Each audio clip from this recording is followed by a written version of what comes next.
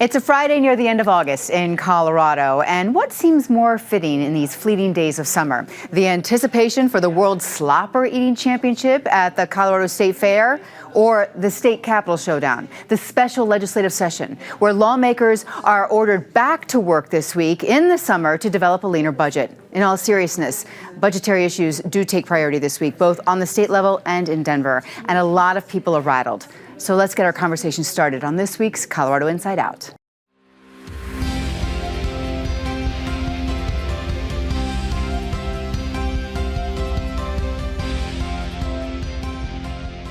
Hi, everyone. I'm Kyle Dyer. Let me get right to introducing you to this week's Insider panel. We start with Patty Calhoun, founder and editor of Westward; Krista Kafer, columnist for the Denver Post; Chris Rourke, consultant with Rourke Media; and Laura Aldrete, a building consultant and former director of planning for the city and county of Denver. The ladies in white at the end of the table. Good to see you. Are all matching. All right. We did not plan this. So the special legislative session started on Thursday. And before anything got underway, more than 24 bills were introduced, suggesting ways to fix our budget, which we have $800 million we need to fix in the current budget. The governor's budget director has been quoted as saying, right now, we don't have the cash to pay our bills. That's the state of Colorado saying that. Patty, I'll start with you. We have the cash if we go into the reserve fund, which we're not supposed to do. You're supposed to keep it at a certain level. So right now, in order to keep it up fairly high, especially if we get a recession, when we'll really need it, we're looking at $300 million in cuts right now. You saw an incredible number, talk about inflation, you saw an incredible number of bills coming in on Thursday. You've got the endless AI things that don't have much to do with the budget, except with AI, people are talking about how it is actually cramping this proposed bill that is supposed to take effect in February, that it's cramping businesses maybe moving to Colorado, maybe expanding in Colorado, and part of our problem is we don't have enough money coming into Colorado. So that does affect the budget, but the discussion of that is impossible to settle in just a few days, I think, not when they're looking at the major issue on the budget cuts and where the health money is coming, and do we get rid of wolves, and how are we going to feed the children, and the education. It is really a mess, and it's going to get uglier before they come up with a solution. Mm-hmm. Krista?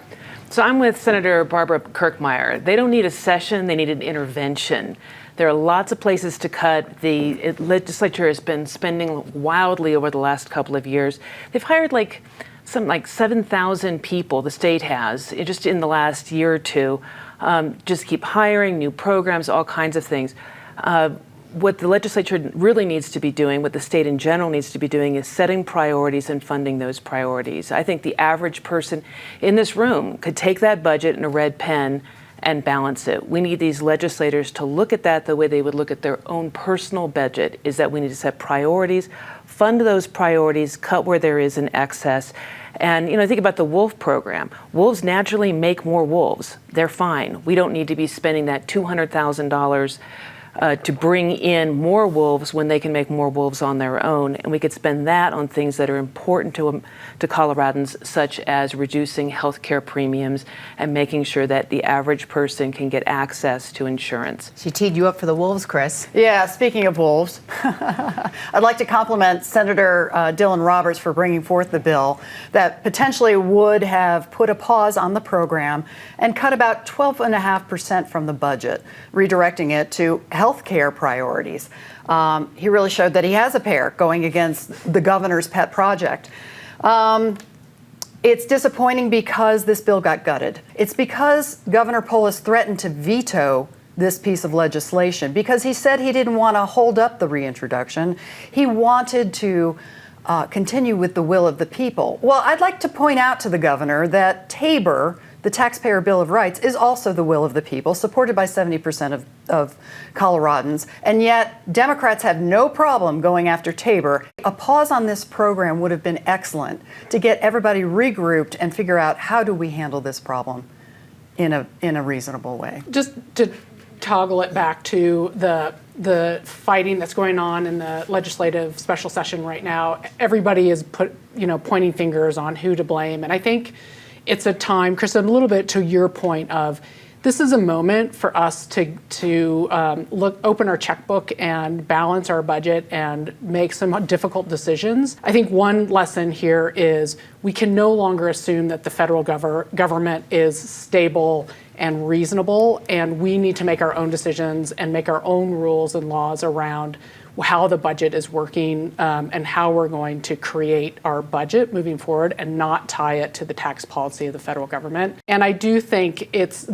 what has been hinted at is how the governor is going to be making these cuts is really across the board, and it's going to be painful for everyone, and most likely it will be those who are income restricted, right, who are going to feel it the worst. We are all in a comfortable situation and can bear that change, but those who cannot will be hurting. But I just want to remind everyone, this is the same group that had to do the budget cuts, the hard budget cuts, the painful budget cuts in the last session, before the special session. So it is going to be really ugly. And although the Wolf one, I think, was a good cut, it wasn't 12.5% of the whole budget. It was just of the Wolf budget. Of the Wolf budget. So it would not have solved the problem. No, it's a drop in the overall. bucket. It's a drop in the bucket. Yeah, okay.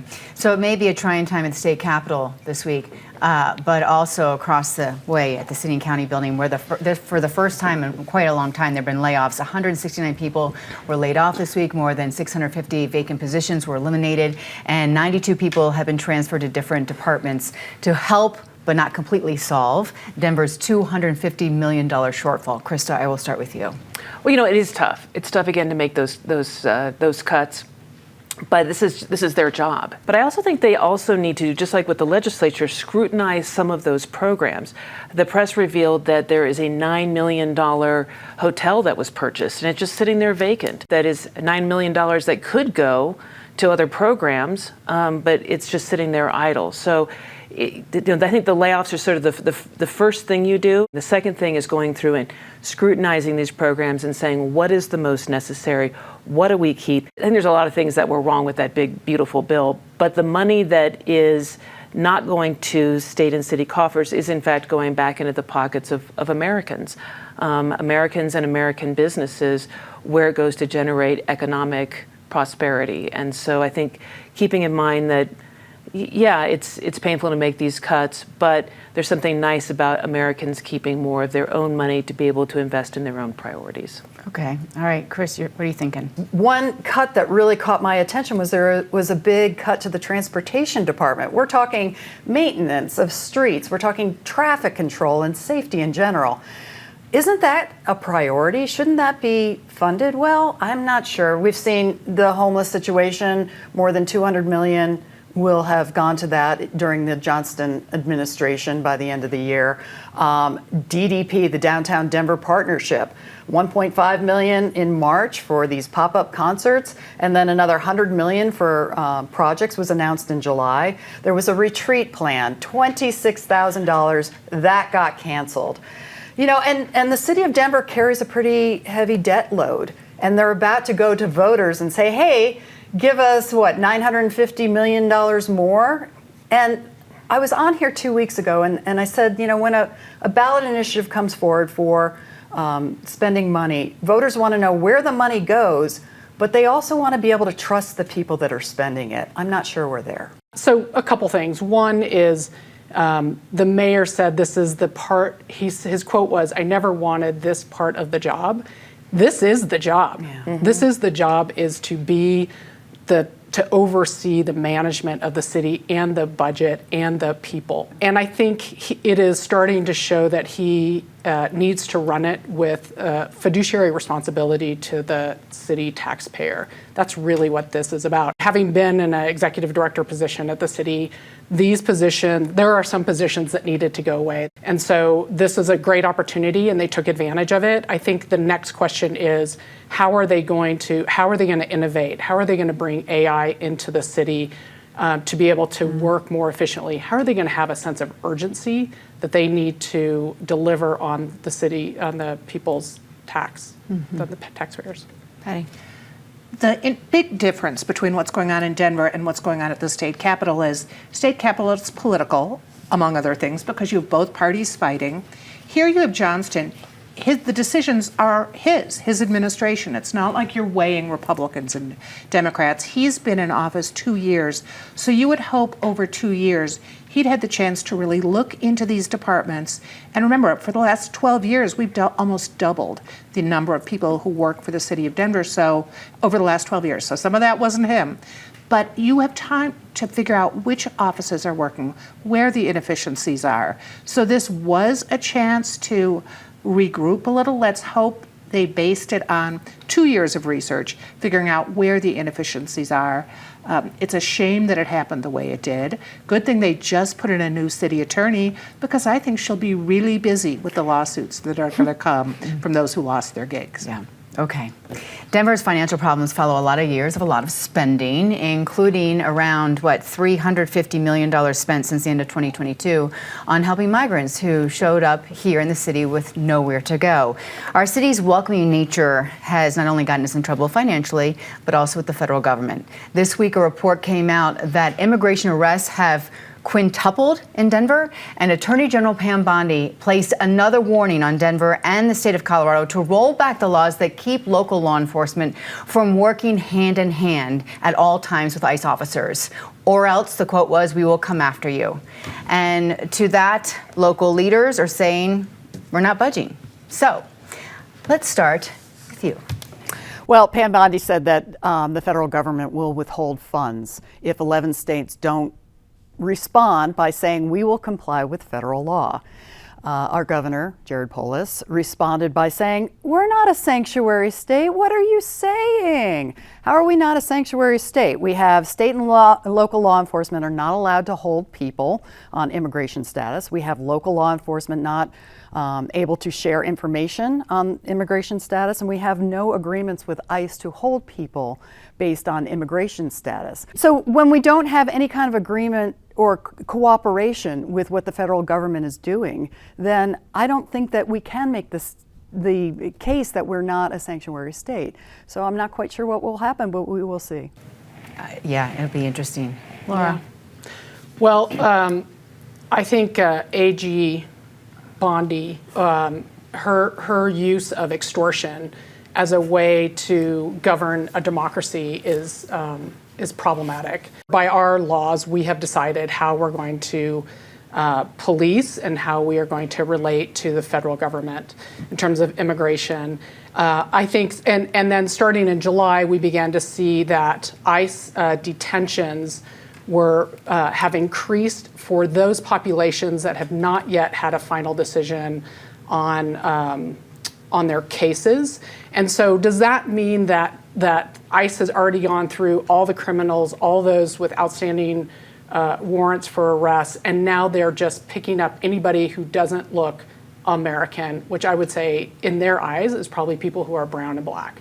And so to me, that is clearly racial discrimination, and I think there's a lot of fear in the Latino community around that issue. Mm-hmm. Patty? We can't backtrack on what happened with the migrants when they came to Denver. I mean, I guess we could have just sent them all back to Texas when they were bussed up here, which would have just moved the problem to someone else. But we did become a welcoming city, whether or not it was a sanctuary city. The response was due on Tuesday to Pam Bondi, who certainly is a genius legal person. So everyone sent back their responses, the mayor, the state. What's also interesting is there's really no legal definition for sanctuary cities, so it's just kind of whoever you want to say is one. We've proclaimed sanctuary at certain times when people go into churches, but it's not a legal definition for governments, and that's something we have to remember. We also have to remember we don't have police. Their first job is not to monitor who's crossing the border. That's not what a municipal police department does. They fight crime, they work for safety in their city or the municipality. So if ICE isn't doing its job, that's a different thing. We should worry about traffic and burglary and all the other things the police here handle. If they find someone who's in the files who is a criminal, who's evading ICE, that's a different issue. Shame on Bondi. I mean, how many of these Republicans carry a pocket constitution and apparently never glance at it? There's something called the 10th Amendment. The 10th Amendment says anything that is not specifically in the Constitution that the federal government is supposed to do, that those things go to the states and local law enforcement, including how immigrants are handled by local law enforcement, is a state prerogative, period. They have absolutely no right to tell states what they're going to do. And should police work with ICE? I think that's something that should be discussed by legislators and determined there. But there's reasons for the way Colorado does things. Could there be more communication with the feds? Possibly. But we want to also make sure that immigrants who are here illegally, who are victims of crime, still feel like they can approach the police. I mean, think about it. A woman who, she may be here illegally, who is abused by a partner and feels that she cannot go to the police, is going to be continuously abused and possibly killed unless she can get justice and some alleviation for her situation. So shame on Bondi, and I also think that ultimately the Supreme Court, as this moves its way up, will find that these 11 states are in the clear and are backed by the 10th Amendment of the Constitution. Okay. It was back in 2013 when Colorado adopted all-mail voting. In 2024, returning a mail ballot was the preferred method for 92% of Colorado voters, according to the Secretary of State's office. But for the midterm elections next year, President Trump wants there to be no mail-in balloting, posting this week. I and the Republican Party will fight to bring honesty and integrity back to our elections. Now, Matt Crane, the Republican who is the executive director of the Colorado County Clerks Association, said this week, mail-in ballots are not rife with fraud. Voting systems are incredibly accurate and incredibly secure, not just in Colorado, but across the country. Laura, I will start this conversation with you.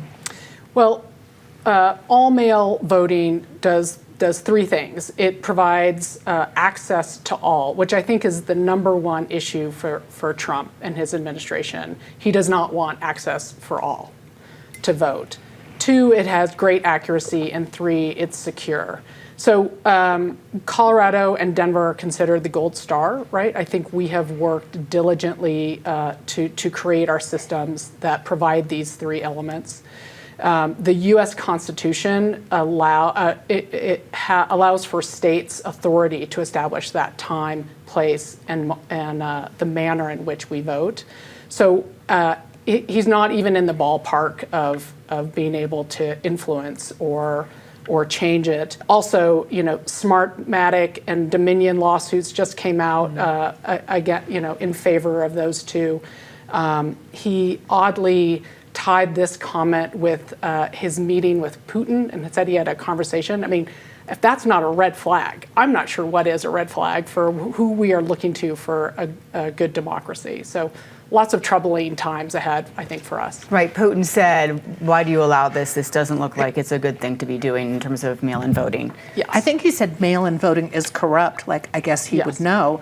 But we have to remember, and Jenna Griswold mentioned this, when you have mail-in voting, you can't have Russia hack your computers because you have pieces of paper. It actually is a gold standard system. You can go back and recreate the election and find out that indeed there was no fraud. Newsmax did settle last week for $67 million with Dominion, which had already won $787 million from Fox.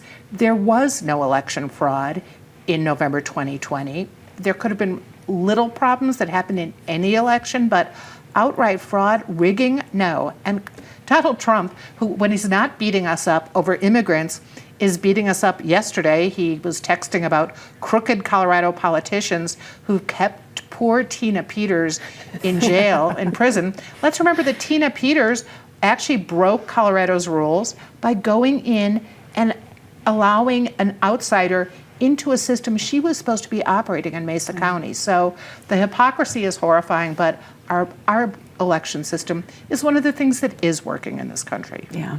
Krista. I'm over here laughing because it's like an SNL thing, right? You've got Vladimir Putin like, it is corrupt. You cannot do this, right?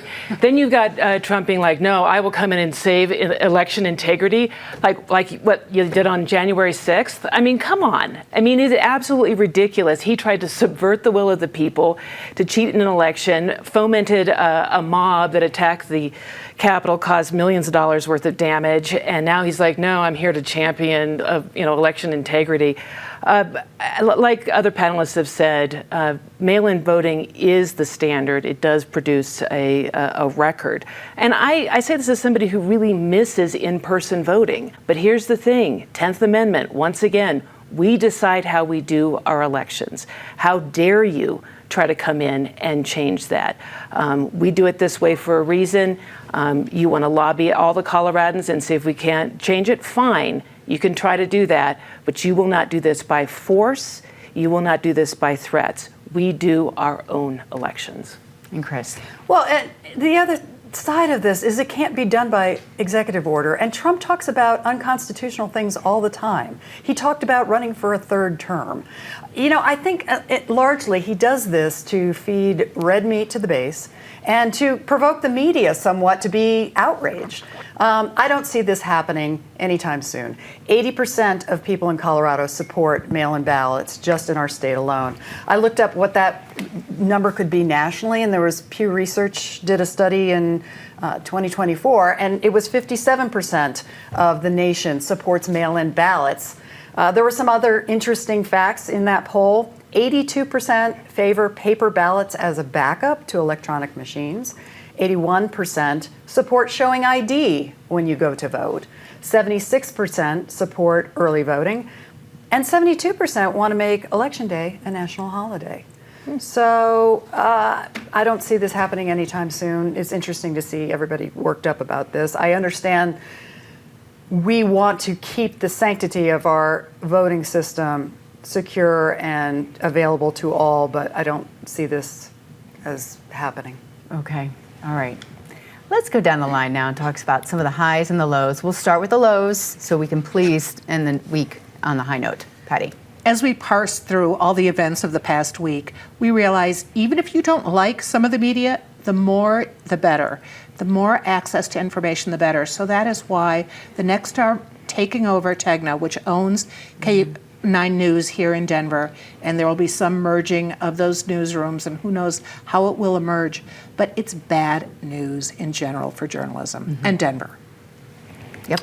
My shade of the week, surprise, surprise, goes to Donald Trump and attempting to get Tina Peters out of jail. Come on. She was convicted by a jury of her peers.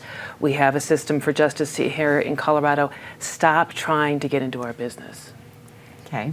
My low of the week is a man named Cody Roberts in Wyoming.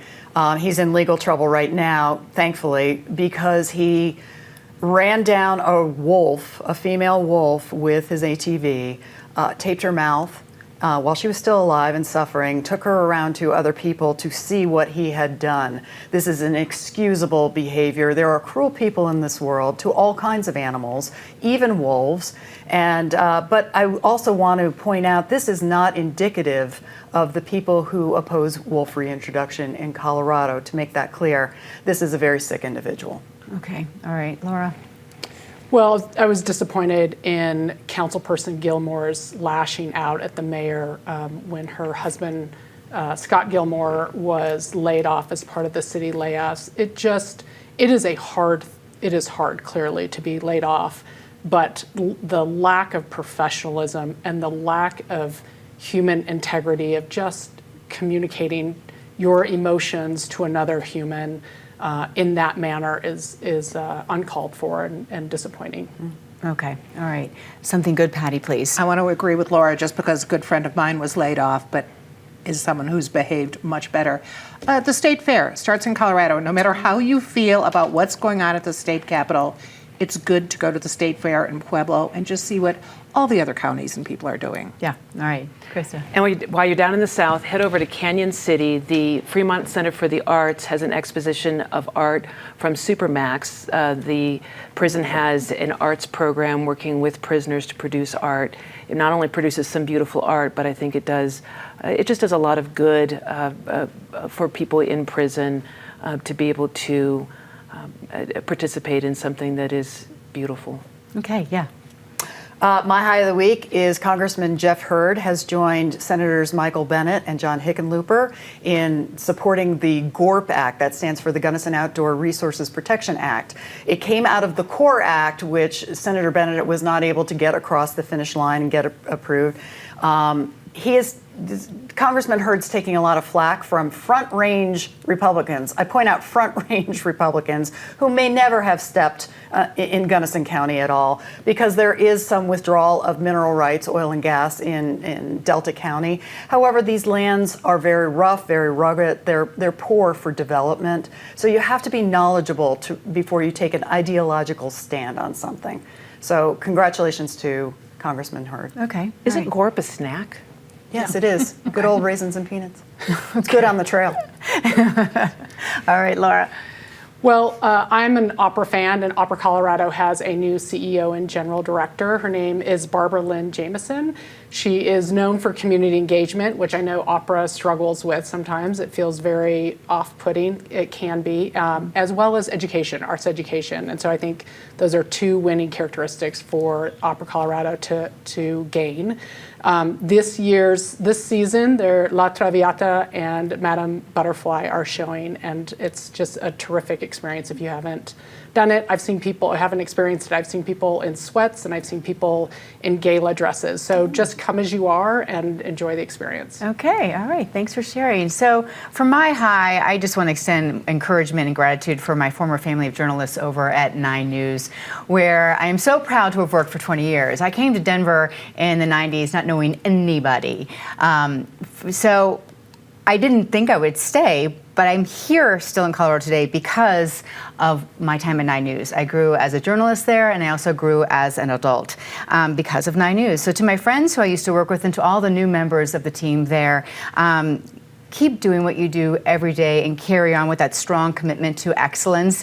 You may not know what is coming for your future with the sale of the station, but you can dominate the present and kick butt at excellence and doing great journalism every day, as the station has done since 1952. You know, back in the day, they used to end shows by going to schools or games or community groups, and they'd have people just hold up the number 1, 9 News is number 1. So I'm ending this week by doing this to my team over there at 9 News. Okay?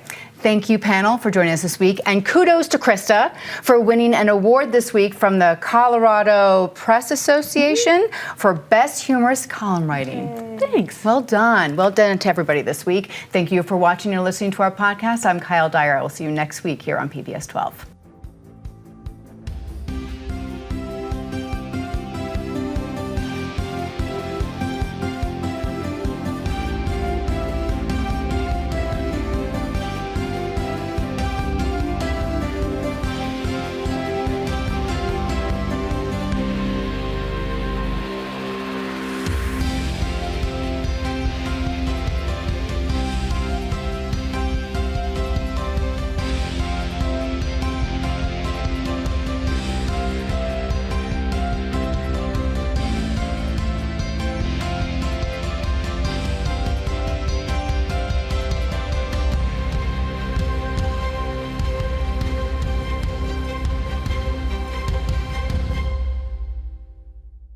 PBS 12 believes in the power of original, local programming. Help us bring more shows, like the one you just watched, by donating at pbs12.org/program support today.